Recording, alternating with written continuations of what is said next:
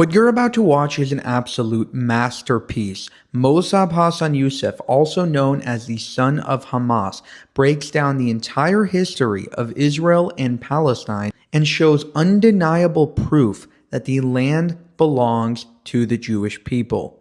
Take a look.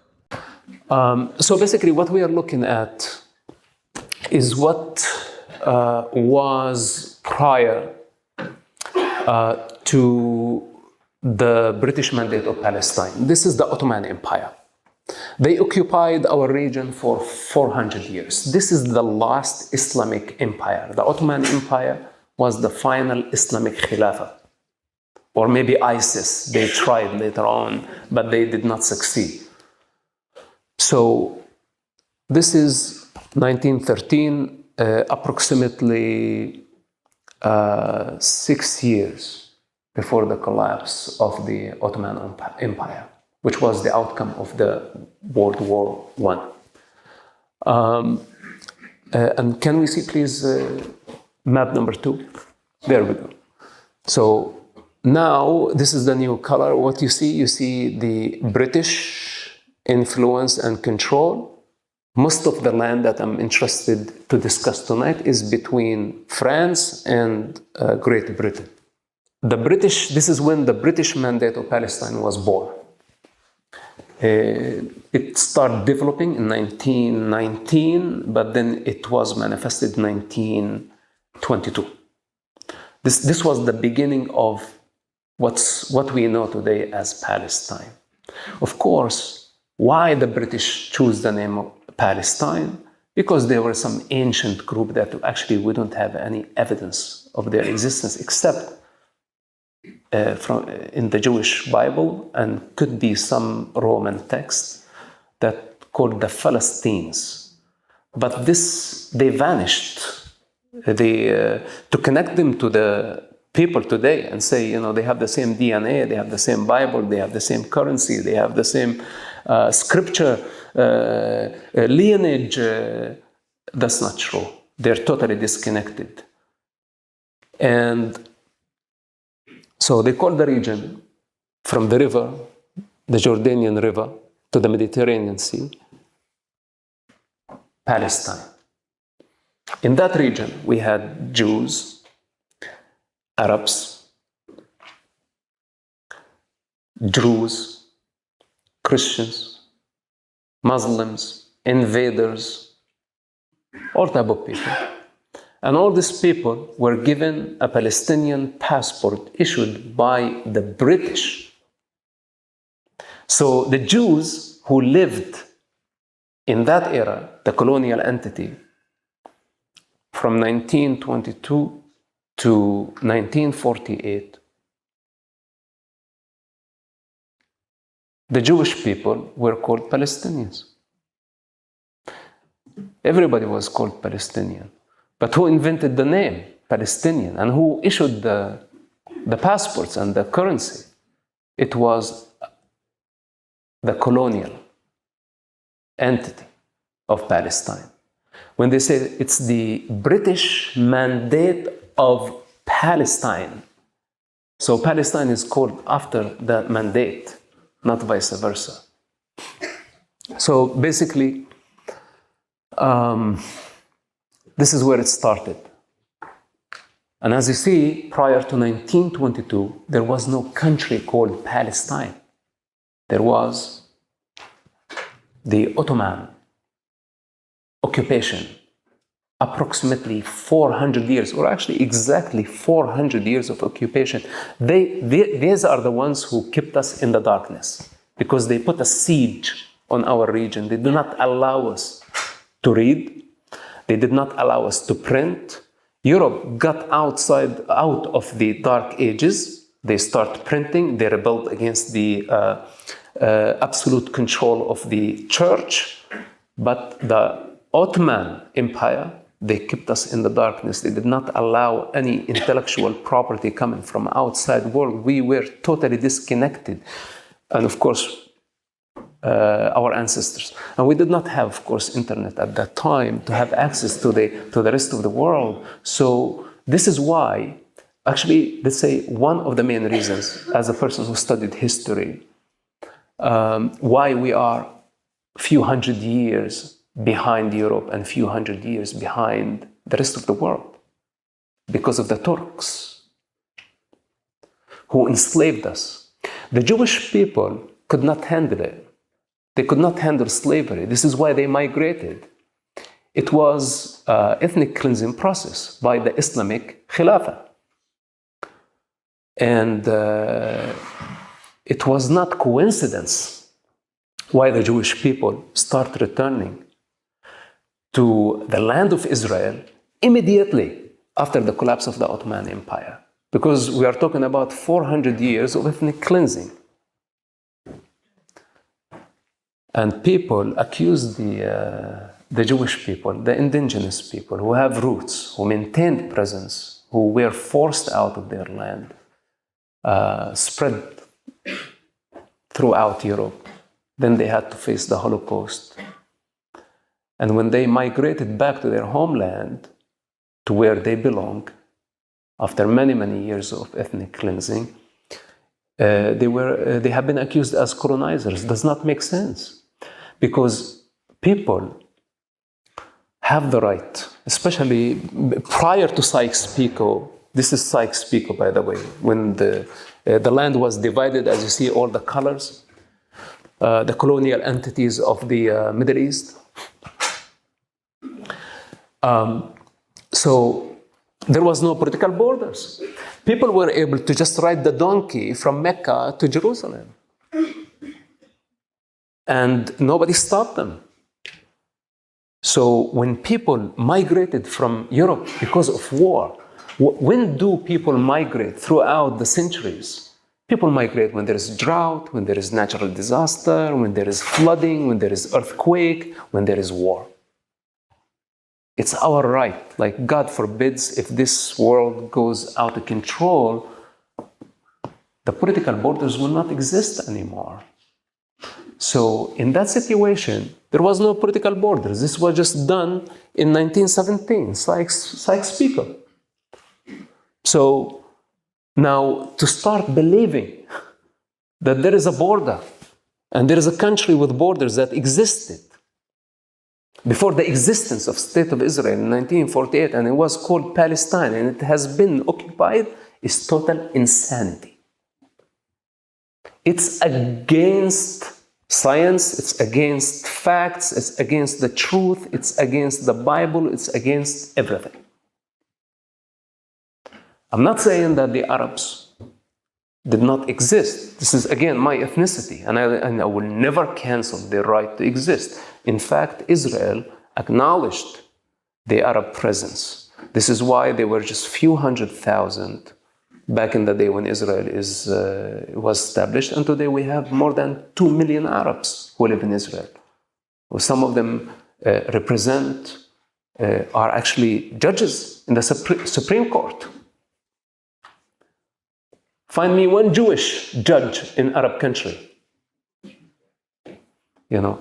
Then they unfortunately, when I said about the false narrative, and people have been accusing Israel of ethnically cleansing the Arabs, such a big lie that is not going to help the situation. It will only get the situation worse and worse, and it's attracting all negative energy around the globe. And they have been weaponizing all the hateful people against the Jewish minority. I'm not here to advocate on behalf of the Jewish people, but I know the danger. If we legitimize such violence and hateful ideology against a religious minority or a human race, then what is going to be next?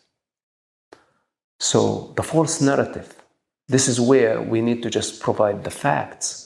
Was Palestine ever a country? And if it wasn't a country, a sovereign state with distinguished language, religion, or an ethnic majority, then it never existed. And if it never existed, this means that it has never been occupied. then, oh my God, the United Nations is in trouble. Because what's so-called international law, it's considered the West Bank and Gaza occupied territories. But occupied from who? When they decided to invade Israel in 1967 with one goal, to annihilate the Jewish people, only because they are Jewish, by the way. And I take responsibility for my statement. If you want to cancel me, you can cancel me. This is the truth. They lost the war. Iraq, Jordan, Syria, Egypt, and so many volunteers from around the globe, they came and they outnumbered Israel multiple times with one intention. But somehow a miracle happened and they lost the war.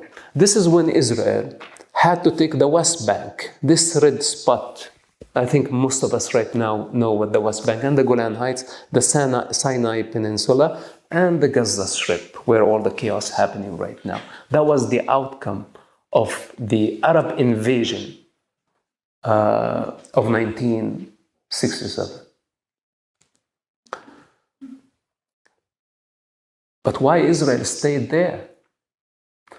Because when Israel was established, it's in the coast area, the coastal, by the Mediterranean Sea. On the top sits the West Bank, on the top of the mountains.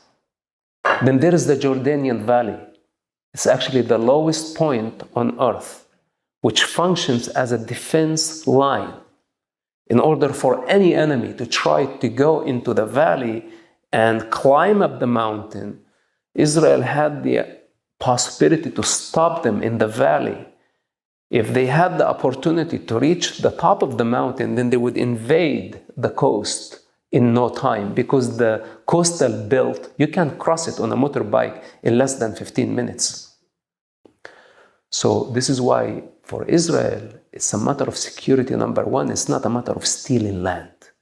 Actually, in fact, they own the land, because when the Arabs decided a war against Israel and they lost the land, the winner decides the terms of post-war, especially if it did not belong to a sovereign country, to any sovereign country prior to the war. So you came and you tried to take over my territory. Then I kicked you out of a territory that actually does not belong to you. I'm just pushing you back for my security. So you don't have the capacity to invade me overnight and commit a Holocaust against my people. So why the Arabs felt entitled for that land?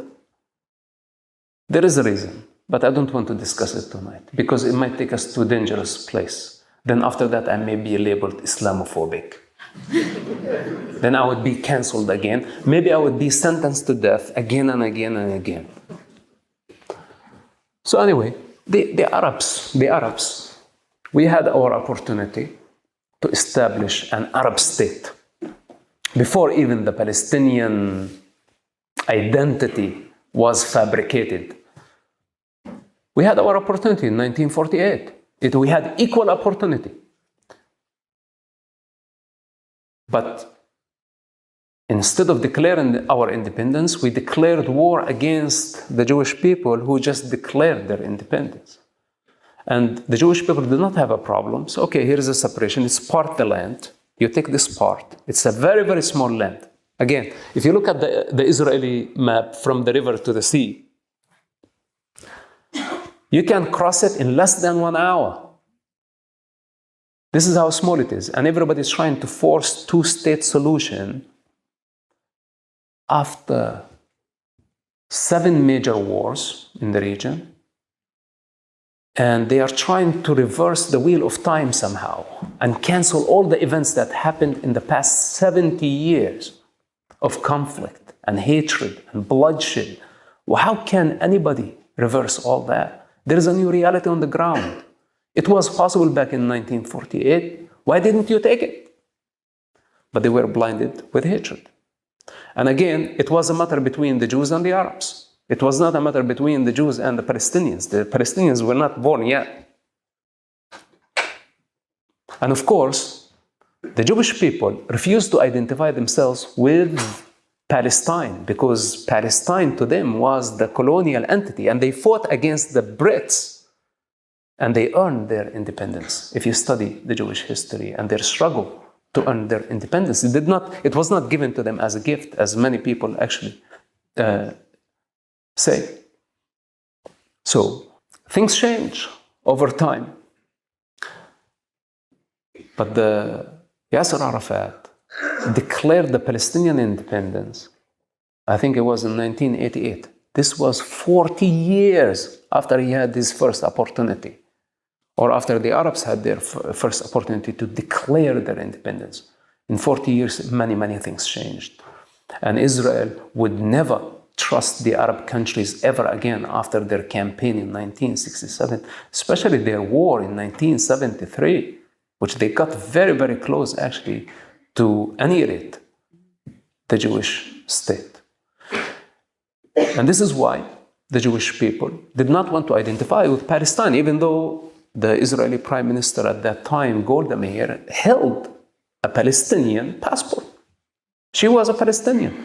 But the Jewish people have an authentic identity, an identity that is older than 5,000 years, older than history.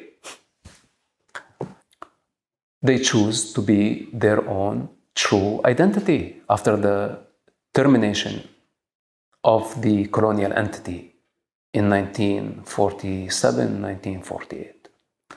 And why we think that we have the right to tell them, no, you don't have that right. No, Israel is known with overwhelming evidence to their existence, artifacts, archaeology, temple, currency. 5,000 years ago, or 3,000, thousands of years ago, let's say, it was the shekel. And today, it's still the shekel. It was the Bible, it's still the Bible. The temple. And the Muslims built their mosque on the top of the Jewish temple. And they have been preventing the Jewish people to worship freely in their most holiest site. And the state of Israel, in the heart of its capital, say it's okay. Let's get along, preventing their Jewish citizen from entering actually Temple Mount, to just avoid clashes with the Arabs or any wars. So tell me, who's taking responsibility and who's being actually irresponsible, waging religious wars and hatred against religious minority? And unfortunately, when they decided to go and did what they did on October 7th, I saw the footage that some of the public saw, and also I saw footage that was not released to the public, especially in relation to rape. Maps do not lie, and Mossab Hassan Youssef perfectly illustrated how Israel always belonged to the Jewish people, and how the Islamists created an entirely fake narrative in order to steal that land from the Jewish nation. How they created the Palestinian identity in order to circumvent the Jewish people's connection to the land of Israel and try to rewrite history, and have actually succeeded at doing so. And I'd like to really thank Mossab for speaking out for the Jewish people. He does not have to. He is not Jewish. He has no stake in the game. And yet, he decides to defend and continuously, relentlessly speak the truth, both on campus as well as online on social media, and to everybody who will listen. Thank you, Mossab. I have personally met Mossab Hassan Youssef at a FIDF event in Long Island. He was an incredible person to speak to. I was able to speak with him for 10 to 15 minutes alone, in a private conversation, and I was astounded by the insight that he was able to impose on me in such a short period, I found that he really is a unique individual, somebody that not everybody encounters on a day-to-day basis. So I just know that he will continue this fight and is probably one of the best pro-Israel advocates that we have today. Thank you for watching, and I'll see you in the next one.